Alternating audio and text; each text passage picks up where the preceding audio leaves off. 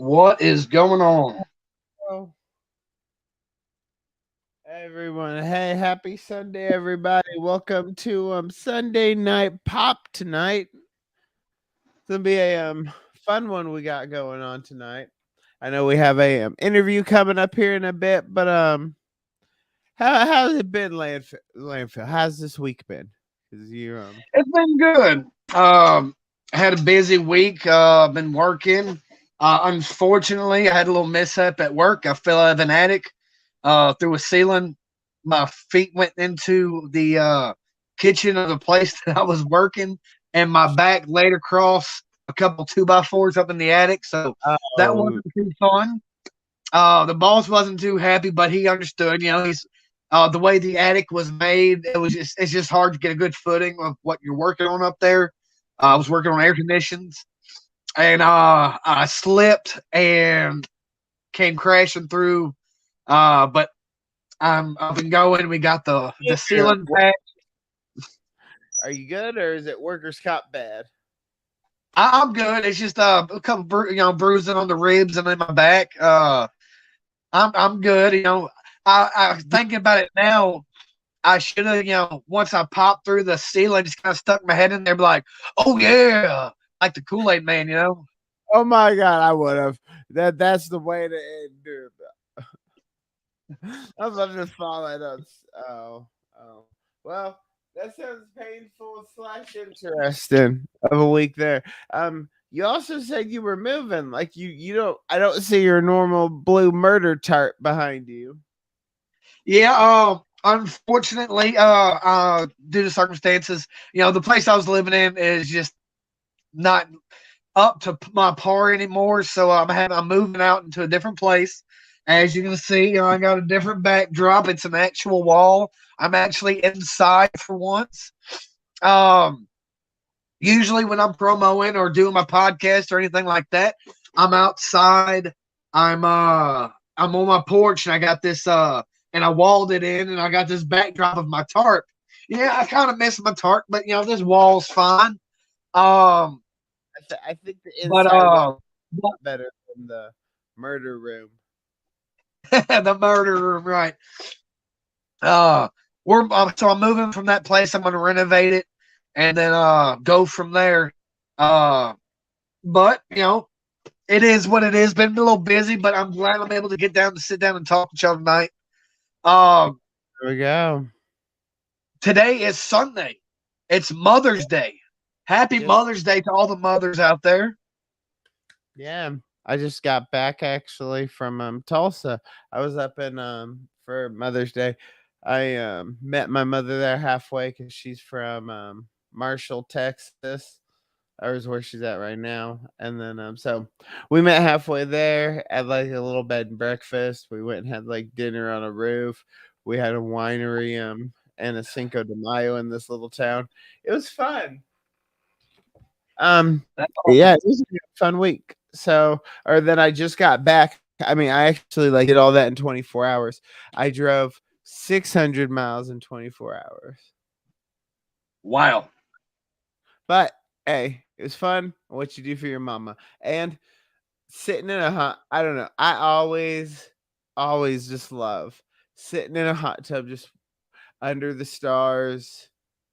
It's the most relaxing thing. It's just nothing beats right then to me, at least. That's one of Well, here my. in Louisiana, some of us don't have hot tubs. We redneck it. I got what you call a horse barrel, and we throw a water hose down in there. We just kick back in there in the yard. Oh my gosh! Yeah, when the horse chops, you just,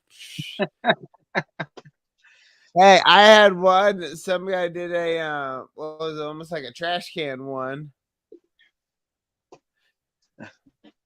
But I am excited to be here today. We're kind of doing a mixed match collage of the Powered Out podcast and BTV. Ooh, Uh, they got a as well, shirt. TV.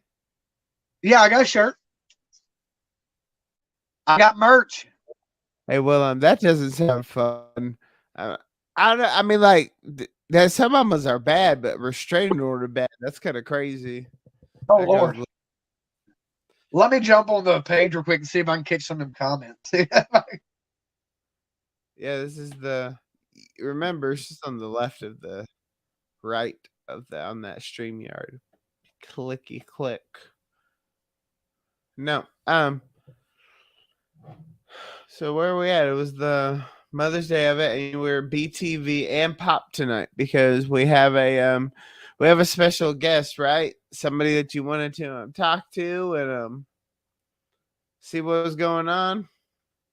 Yes, tonight we have a guest with us from the UWE. His name is GateKepper. Yep. So we have GateKepper here. This is gonna be our let's welcome him in to the Pop room. How are you doing tonight, GateKepper? I'm good. Thanks for having me. All right. Last time we had you on, you were, just starting out. You got you're straight out of training. And you were going into your first matchup. You're going into your first show. What was it like going into your first show, your first matchup? What was going through your head with that match? You went against Rick Wildly, correct? Yes. Yeah. Considering the condition I was in, I was really nervous because I knew I wasn't. Hell, I wasn't even probably 50%. I so damn sure knew I wasn't 100% in condition to go into that match. But I did anyway. Me and Rick worked on it, and he beat the hell out of me. I beat the hell out of him. Well, mostly he beat the hell out of me, and it all worked out fine. I had a great time. It was awesome, but also it took a toll because actually Landfill, my last podcast I did with you guys, it's like a week. That week I went to training, and I was running the ropes back and forth. My coach was watching, and he kept telling me to run, so I'd run. And about that time, my knees kept going out, especially my left one. And it left me with having to wear braces while I wrestle. I always said I wanted to be like Stone Cold Steve Austin, but I didn't think I'd ever have the braces. Exactly. And I went through neuropathy because of the chemo I'd went through. So I developed neuropathy, and it got rough. And and we got told that we shouldn't have done the match, and we shouldn't have even went on with it. But we got what we had, we worked with, and we just instead of just making a wrestling match, we just fought. And I mean, it was a Singapore cane match. I don't think they were looking for any headlock takedowns and arm drags anyway. So we just were, like I said, it was a lot of fun, but it was a stressful situation. What was your logic with wanting to take on Rick Wildly? First off, what made you want to go after Ricka? Because it seemed like it got a little. He just kind of had a high horse, It got a little tense, It did. He was really on a high horse, and for some reason he looked down on me, and because just because I'm an official, that doesn't make me automatically afraid to fight anybody, because they forget that I train too, and I just wanted to knock him off his high horse. And I think that night, though, even though he never beat me, I will say this: I did not tap out. I passed out, and at the end of the match, it did get ugly, and it was personal. But I did think that we earned each other's respect.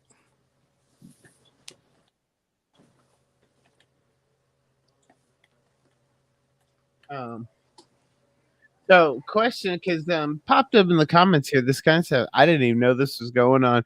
This shows how busy over there. Is Roman Reigns left WWE? What the hell? This guy. What's that now? So,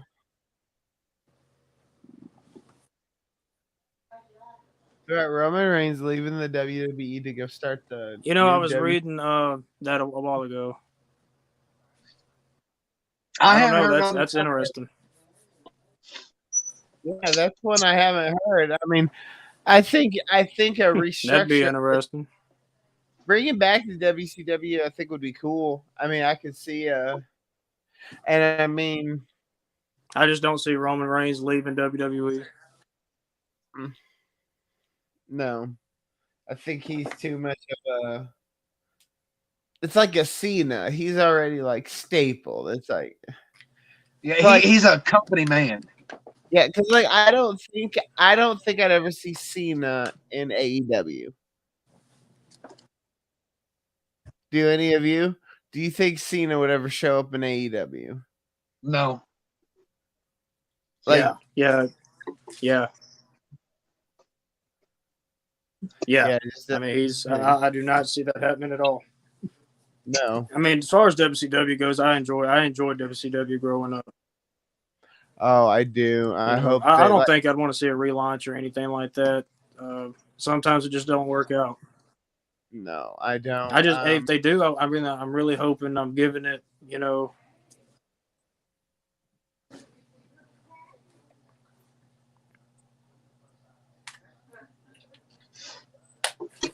Actually, before we were setting up for this, I was actually watching some old WCW earlier. I love watching it. William Regal is one of my favorites, technical wrestlers.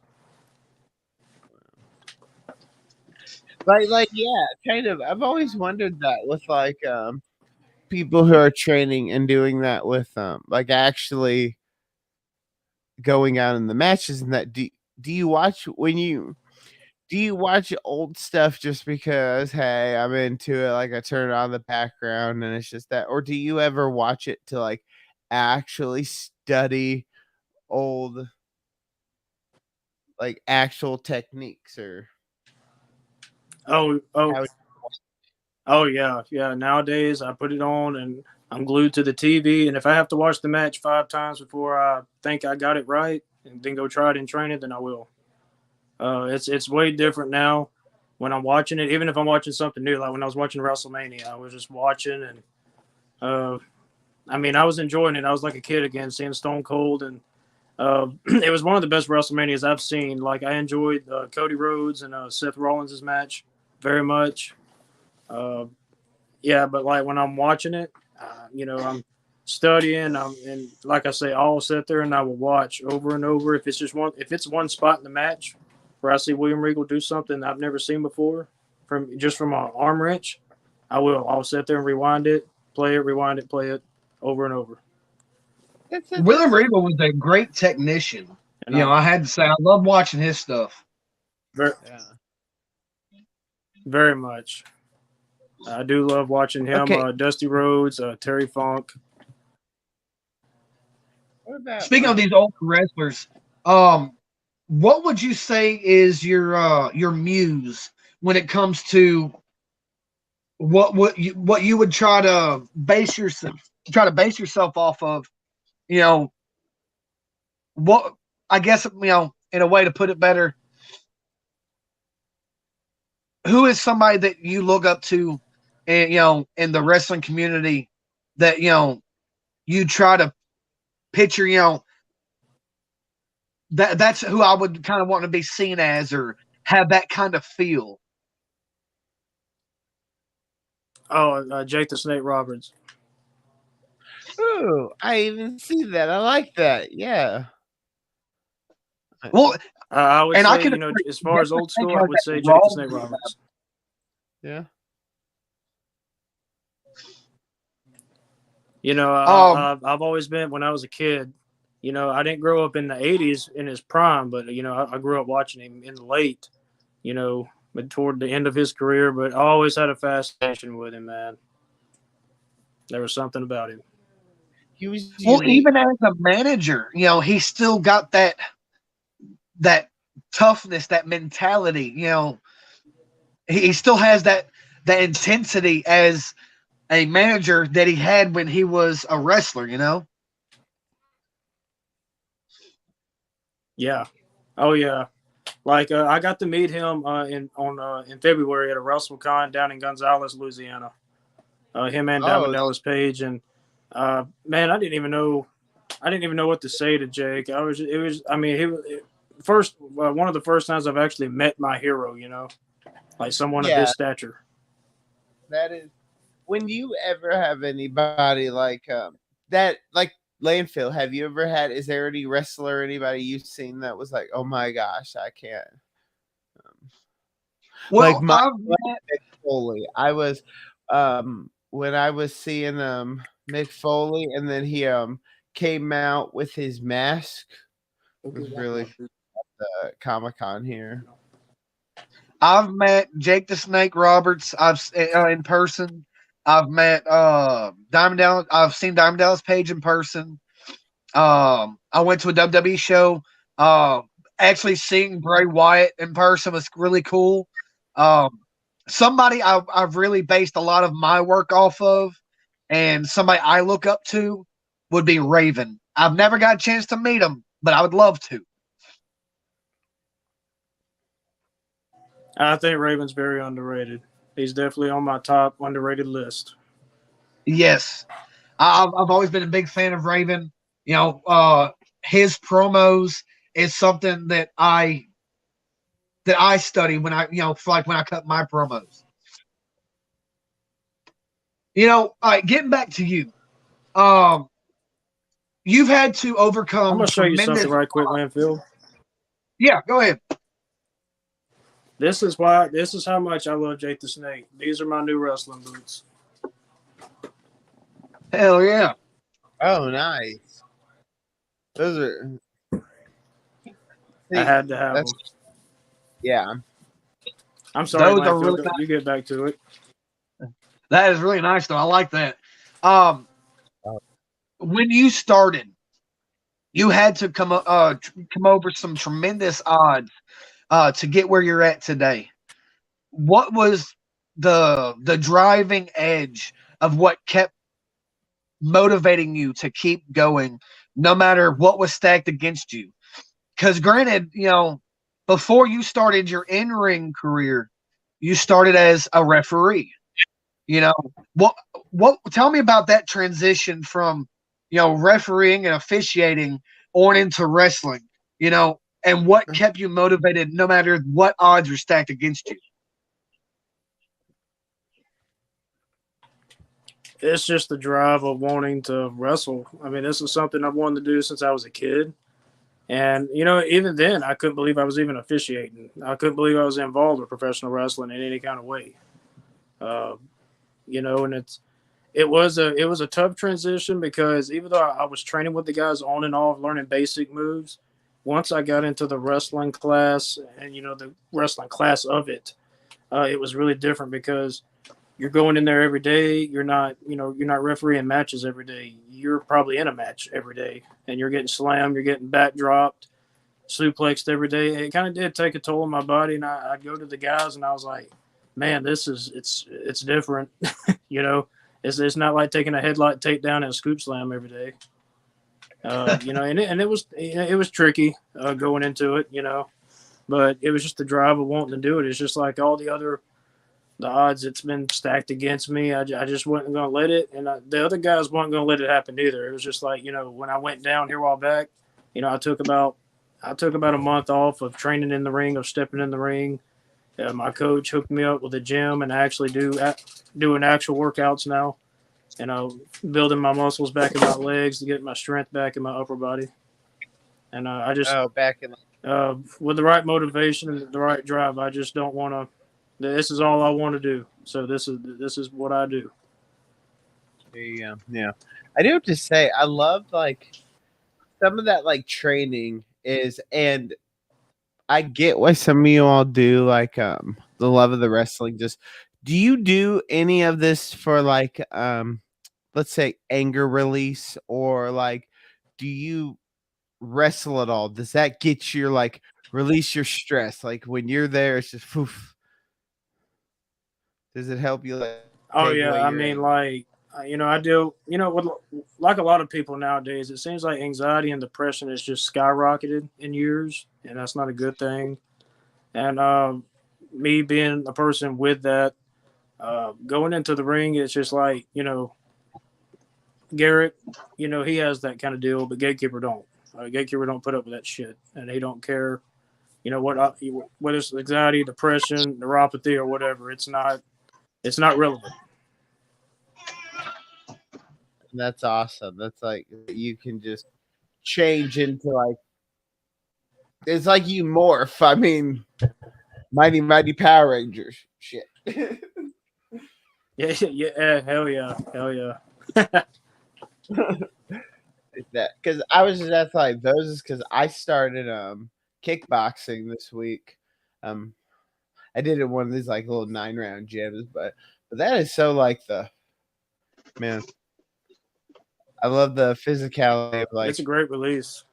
yeah, release of helps for the anxiety, depression, some anger. But anyways, back to it is then you go of so what's your end goal with this? Or is it just one of you're cool with it being a hobby of it and you just love it to love it?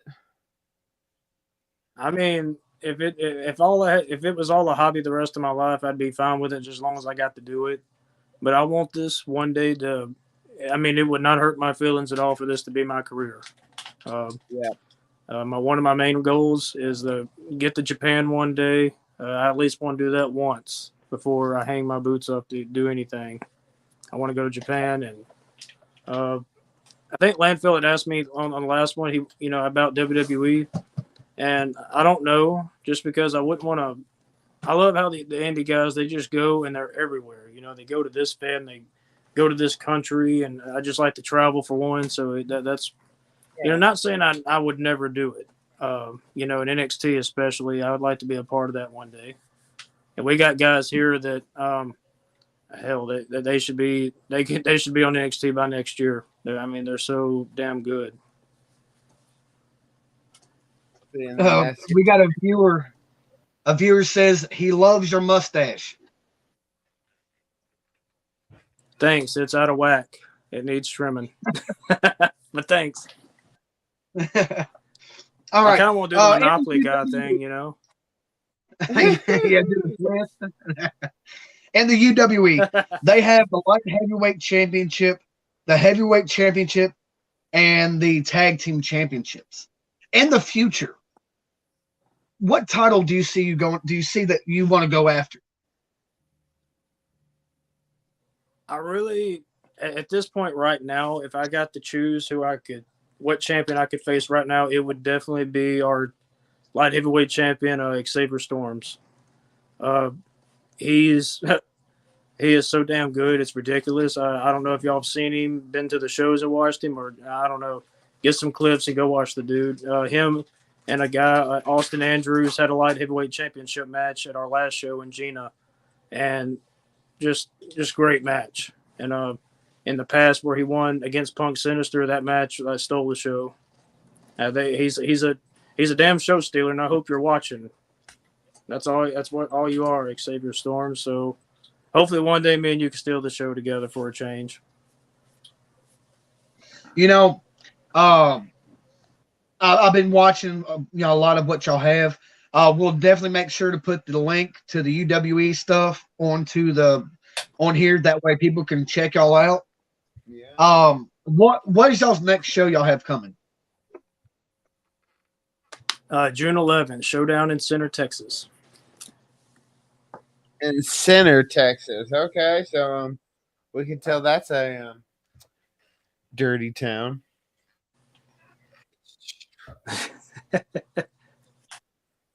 Yeah, I don't know a whole lot of details on what matches are happening and things. I've been kind of told some scenarios and different things. It's nothing I can really write in stone and tell on here, say it like that. But it does sound exciting. Y'all will hear it because I'm going to announce it and probably won't shut up about it if it's true. So is the rivalry between you and Rick Lively over with? Or will y'all hash things back out in the future? No, I don't think it's we're not going to bury the hatchet just yet, because that's only one match, and the way I see it, he never beat me, and no, we ain't over, not by a long shot.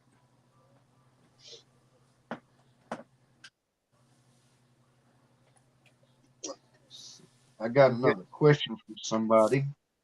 Let me see if I can find it.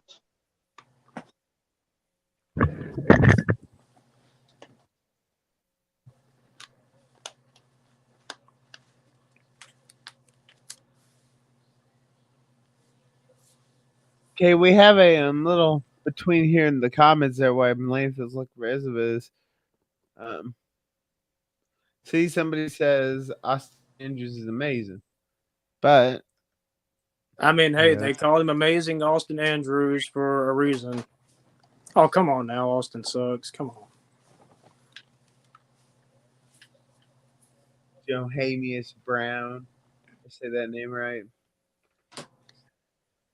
Jonas. Asshole. Who cares? So any other questions you have of him, Landfill? Or if not, we can go into you want to look at the wrestlers and their mothers on Mother's Day. Kind of interesting. Yeah, we can cut to that video real quick. Okay. Daniel Bryan.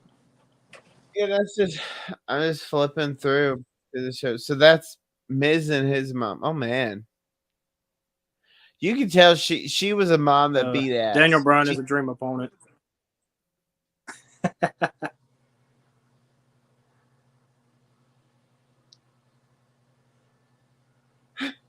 that is that your guys' type of picture right there, Landfill?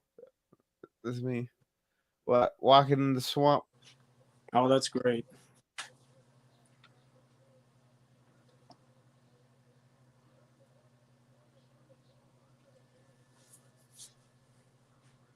Little Finn. I can see what is Finn Balor one of you. Yeah, so what are your top three? Like, if you had to pick a WrestleMania match right now, it's like you have one match and then you're gonna die. What do you want to do? Oh man. I don't know. I've just always seen, as far as like a newer guy, or I say newer, I mean Bryan Danielson would definitely be a dream opponent. And then if I could pick somebody from my past or from my childhood, definitely Stone Cold. Yeah, he could beat my ass all over the arena like he did Kevin Owens. No, make a whole match. Like, you can have it as a triple threat like of it, because I could see like Daniel Bryan, Finn Balor, and you do something of like those type of area of wrestlers. I would probably die before the match happened, knowing I had that match coming, just over the excitement. Mine would be a Monsters that would be Ball. a badass one. Yeah. With myself, Raven, Mick Foley, Abyss, and Viscera, or Big Daddy V. Oh, so you want to die during the match? I'll be okay with getting sat on by Big Daddy V. Okay, Dad. Oh no, Yokozuna, or what was that? Is Yoka? What's the other chubby? Yeah. He was good. I like. Didn't actually his manager? Didn't his manager just die? Recently? Who? I can't remember. I forgot when he died, but he did. You know what I'm talking about, right? The one who managed for Yokozuna? Mr. Fuji? When Fuji? Mr. Fuji did just die, I don't think, too long ago.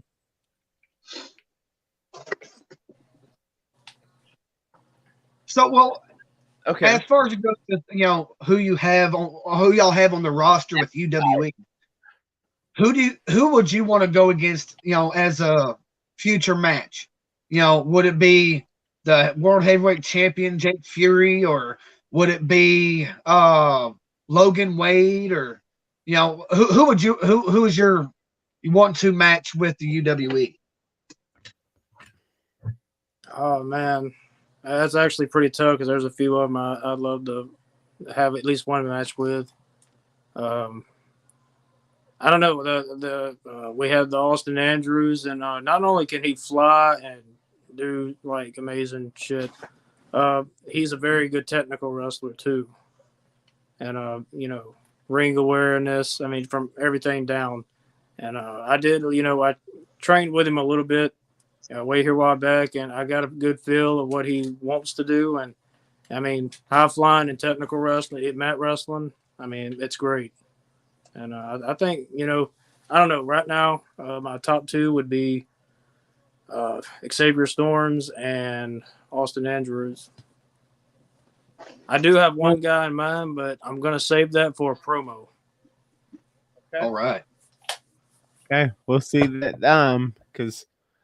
Question though, because everybody always of people, what's your favorite match type and drink? Like one that you like to easy to do, and one that a dream one to do.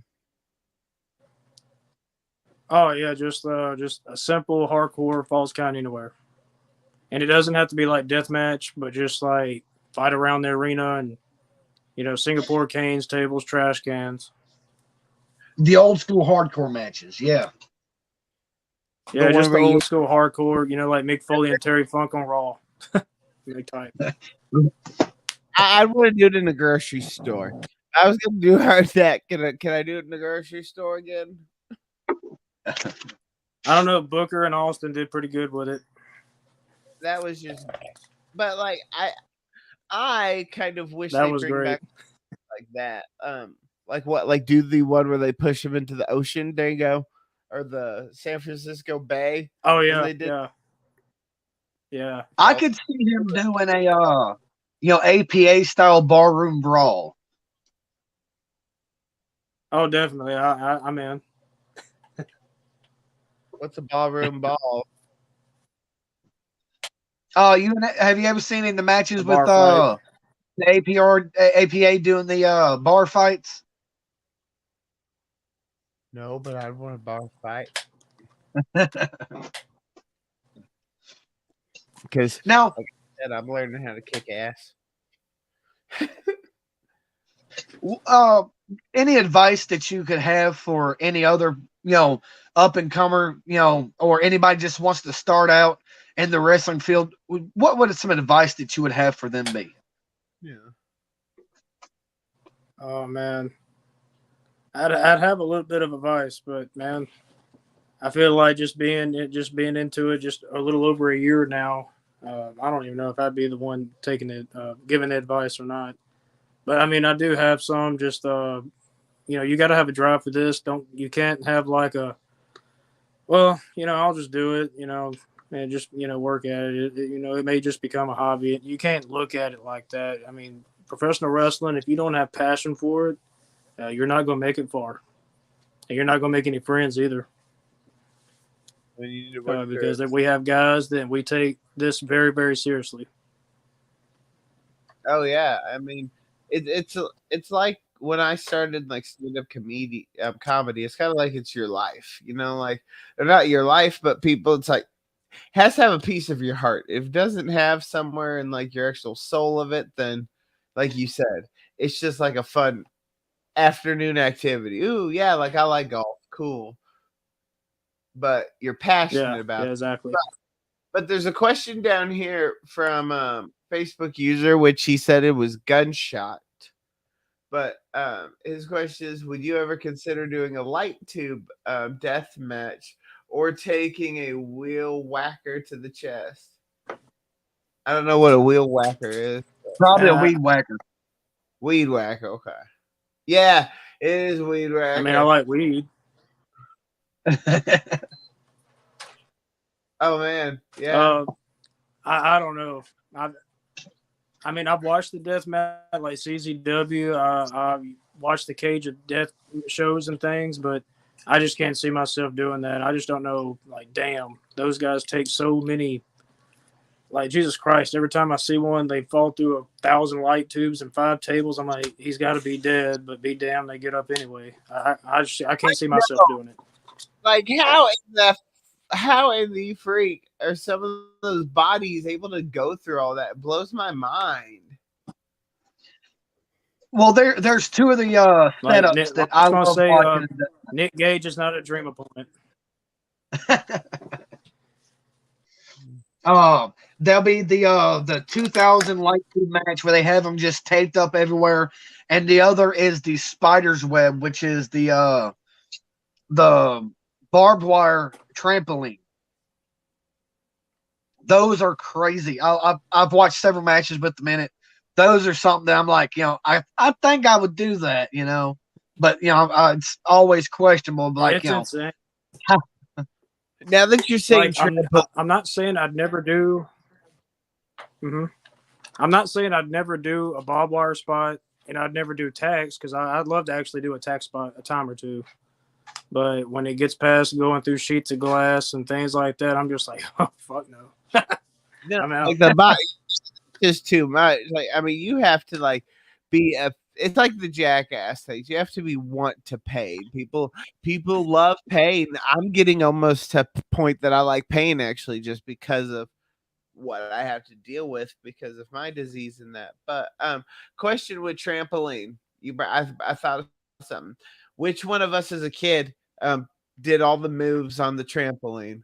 Like tried to like throw things and do the right, like wasn't that when you first came out? You're like, oh my gosh, I just saw this. Throwing your friends around. One might break an ankle off the side, but yeah, what was the first as like a child? What was as a child where you actually tried to physically want to do it? Like when did you start trying to replicate it? That's the words. When did you start replicating I was probably, on the trampoline, I was probably like 11 or 12, but it didn't really start with the trampoline. I was one of those little kids that was like, when I could learn to walk, I had a huge Tigger I would wrestle. It was bigger than me, which was perfect because I figured everybody was going to be bigger than me anyway. And I would just wrestle it in the living room, jump off the couch, elbow, knee to the face, things like that. And I would have like a little entranceway coming out from my bedroom, paper belts, and then the plastic WWF belts. And use my family, whoever was sitting in the living room, they were just the audience, and whether they wanted to be or not. So, well, what was the moment where you just really said, "Aha, that's what I want to do"? I don't know, really. I had such a passion for it growing up. But I don't know. It was just like just watching. Like this is probably gonna be controversial because I'm about to use a very controversial name in professional wrestling. The triple threat at WrestleMania 20 between Triple H, Shawn Michaels, and Chris Benoit. The moment that he won the World Heavyweight Championship, and after the match, Eddie Guerrero came out and hugged him. I mean, that was it. That was probably the biggest spark. I mean, I had sparks before, but that probably just lit the flame. And back then, yes, I feel like WrestleMania and that was somewhat bigger if you ever like actually watched it and was actually like, did you get to actually like see that? I mean, I don't know. I feel like in the days WrestleMania was so much bigger. Now it's like everybody watched WrestleMania. Oh, yeah. But back in the 90s, you might not have like Landfill might have had to wait to go rent it at Blockbuster. Yep, I was one of those kids.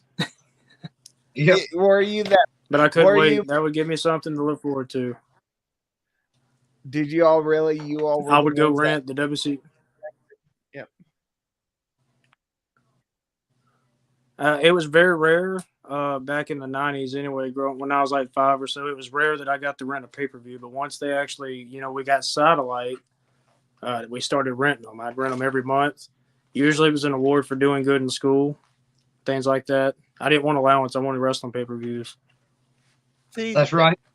That's cool. See, that's kind of, that shows a passion right there. Like that shows that you had this already flame there. And so I love that of it because that's why you're injured. And even though you're out of it, that's all you're thinking about is wanting to get back and physically get back in there. And you might get hurt again, but you don't really care, do you? I mean, it's going to happen.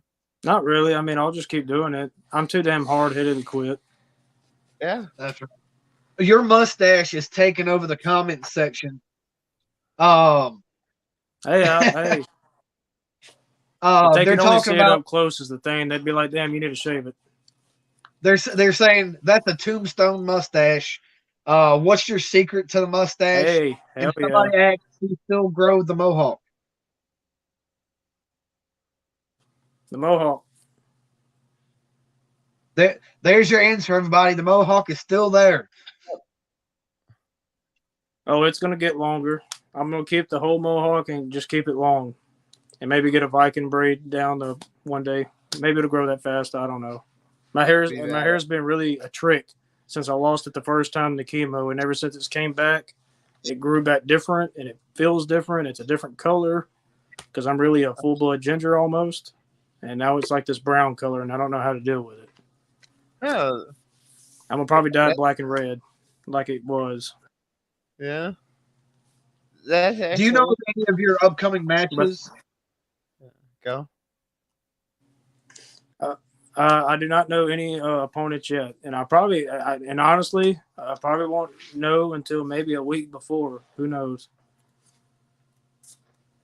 Card subject to change, and we've had some card subjects to change. So, You always have to be and as far as the prepared. mustache goes, it's just natural. You don't use any oils or like beard growth, because I took actual beard growth vitamins one time. Like, started doing the vitamins and the oils. I have like some oil I use every once in a while, but I don't use too much because it's so damn greasy, and I don't like the feeling. But it does make it shine. Yeah. You know, a But yeah, I wrestler like that that they I call it a tombstone mustache. That's like my favorite movie ever. So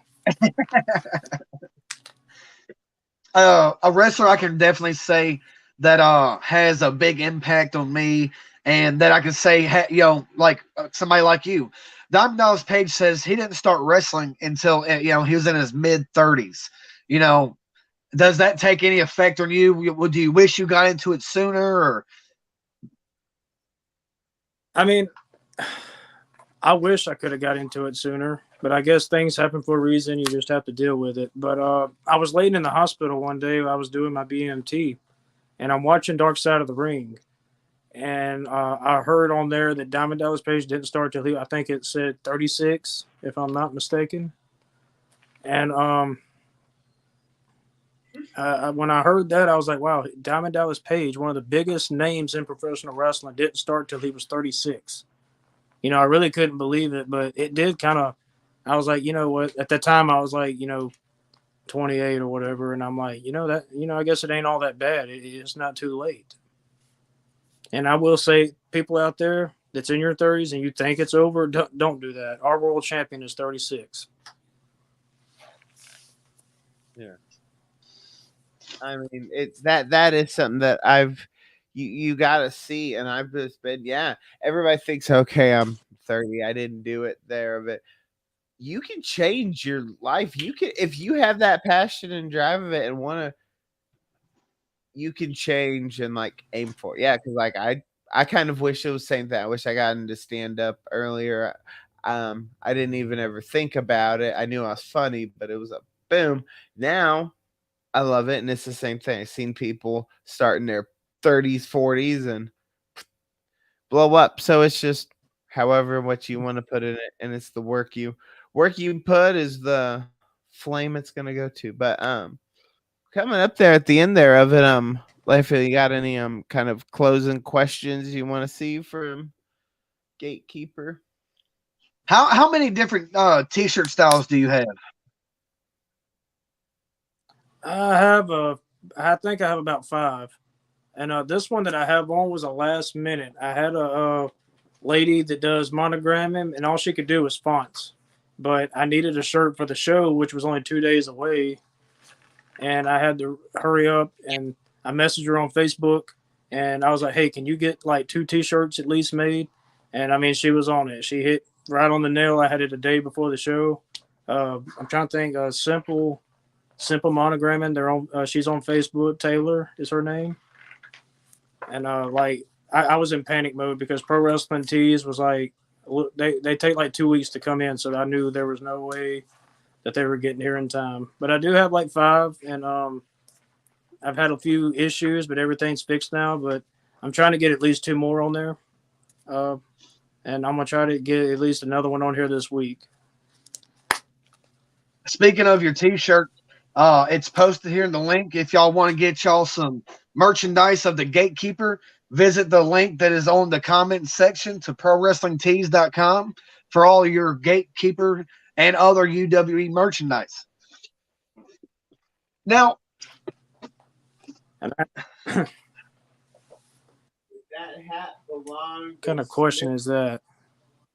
It just says, "Did that hat?" Smitty Werben Yegerman Jetson. I don't know who that is. I don't know.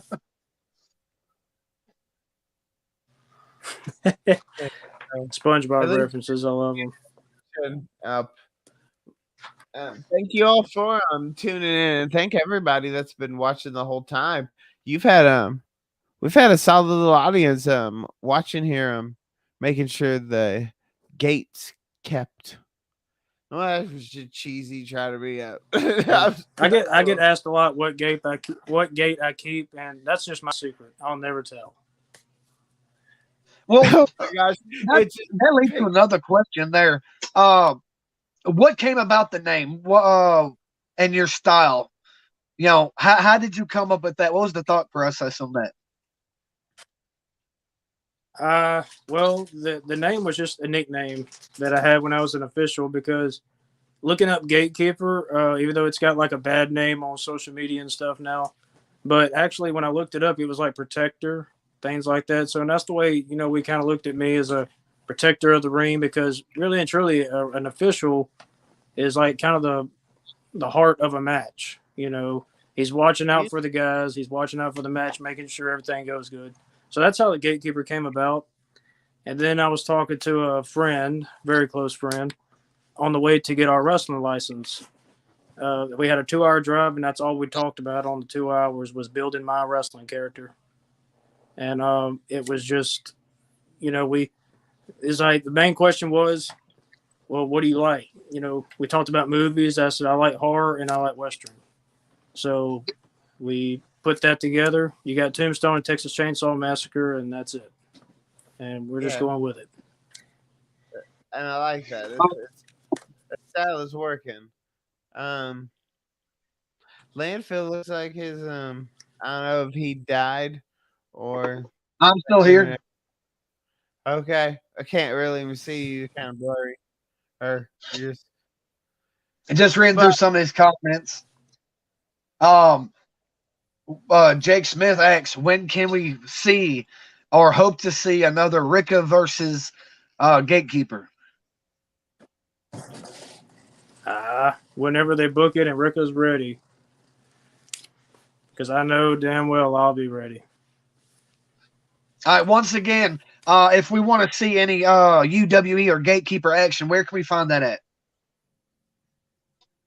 You will find it June 11th, Center, Texas, July 2nd in Columbia, Louisiana, and then Alexandria, Louisiana on August 27th, I believe.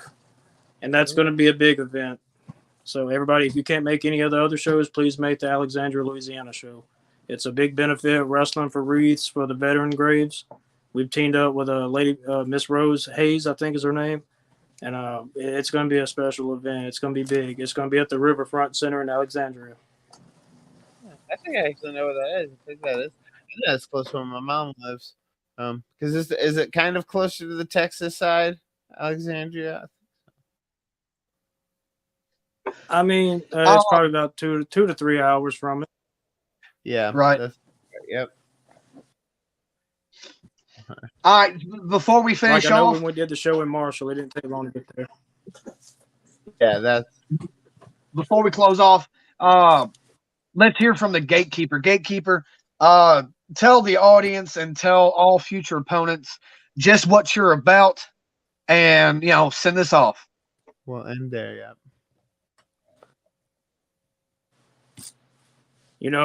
I've waited and I've sat back long enough. And it's time I show the UWE locker room that I ain't dead. And I'm showing everybody that violence is the art of madness, and everybody is wanted. So y'all hear it. Let's make sure we see some gold on the Gatekeeper soon. Make sure you book it. We want to see, a championship match with the Gatekeeper, and we want to see him going out, win the championships, and stomping mud holes everywhere. We can't wait to see what happens in the future for you. And anytime you want to jump on, just hit us up, and you're more than welcome on here. Yep. We appreciate it. And thank everybody for watching and sticking through with us. Boom. Thank y'all for being